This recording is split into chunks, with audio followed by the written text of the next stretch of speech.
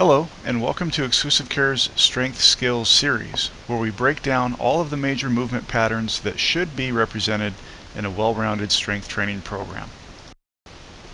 My name is Ryan Wan, Wellness Educator for Exclusive Care's wellness program, Healthy Highways. In today's installment, we will be looking at a movement pattern that might be categorized as a horizontal pull. A horizontal pull is any upper body pulling motion that runs perpendicular to the spine. These movements are regularly referred to as rows or back rows. Before we get started, there is a very important concept we must cover. It has been called many things, but for simplicity's sake, we will refer to this action as shoulder packing.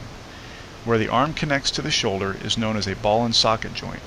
By performing the act seen on the screen, pushing the shoulders down and back and puffing up the chest, you are effectively sucking the ball of the humerus, or the upper arm, into the shoulder socket. This action should result in the feeling of muscular contraction and tightness in the chest, abdominals, armpits, and upper back.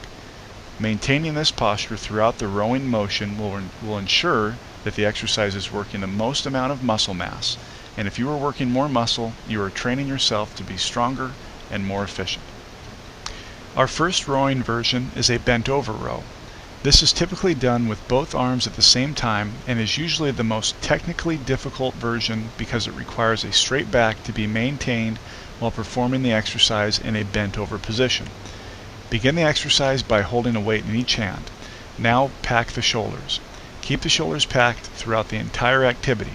Relax the knees and push the hips back until the back is as close to parallel to the floor as possible. Keep the spine long and let the arms hang toward the ground. Remember, the shoulders are still packed. From here, pull the weights into the rib cage and squeeze the shoulder blades together. Lower the weight back down and repeat for the desired number of repetitions. Our next rowing variation tends to be easier to execute as only one arm is working at a time and due to the support that the non-working arm provides to the bent over position. You will need a sturdy object to plant your non-working hand on.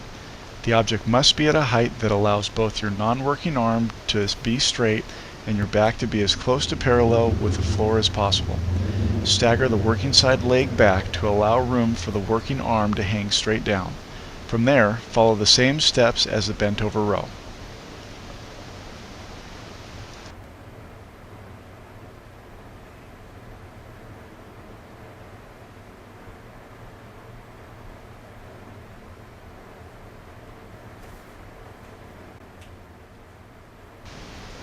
Our last variation is the simplest as it is performed in the upright position.